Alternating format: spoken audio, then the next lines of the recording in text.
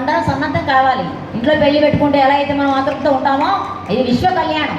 మన కళ్యాణం అంటే మనం 5 నలుగురు ఒక 500 మందితో మనం ప్రోగ్రాం చేస్తేనే ఎంతో ఆర్పాటం చేస్తుంటాం. కానీ విశ్వ కళ్యాణం కొన్ని లక్షల మందికి, కొన్ని కోట్ల జీవులు కాపాడడం కోసం, కొన్ని కోట్ల మందికి స్ఫూర్తిదాయకం కావడం కోసం, కొన్ని కోట్ల పిల్లల నిర్మాణం కావడం కోసం విశ్వశాంతి జరుగుతుంది.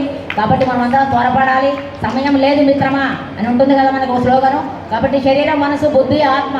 ఈ ఆత్మ అంటే మనం భగవంతుడు తెలుసుకున్నాం. తెలుసుకున్న భగవంతుడు మనం ఏం చేయాలి? తెలుసుకొని భగవంతుడి దగ్గరికి వెళ్ళి వాళ్ళకి బొట్టు పెట్టి చక్కగా పాంప్లెట్ ఇచ్చి, ఒక బ్రాహ్మణుడికి ఒక బోయవాడు ఒక చారెడు చారపప్పు ఒక కొంచెం తేనె ఇస్తే ఆహారంగా మహా చక్రవర్తికి జన్మ తీసుకున్నట్టు ఆయన బోయవాడు. అంటే అన్నదాన విశిష్టత చాలా గొప్పది. ఒక్క చారెడు చారపప్పు కొంచెం తేనె ఆయనకి ఆహారంగా ఇచ్చాడు బోయవాడు.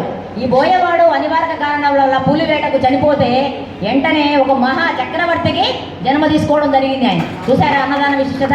కాబట్టి బుద్ధుడు చేసినది, బాబా చేసిన ఒక వరం మనకి అడగడం అనేది వరం.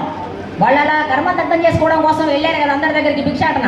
అలా మనము ఈ అవకాశం మనకి ఇచ్చారు పత్రి గారు, దట్ ఈజ్ పత్రిజీ. కాబట్టి అవకాశాన్ని మనం అందిపుచ్చుకుందాం, అందరం మహాభాగ్యంగా స్వీకరిద్దాం. ప్రతి ఒక్కళ్ళ దగ్గరికి వెళ్దాం.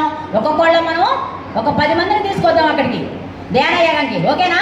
ఒక్కొక్కళ్ళు ఒక 10 మంది. మరి అందరికీ హృదయపూర్వక ధ్యాన వందనాలు. Thank you sir. Thank you.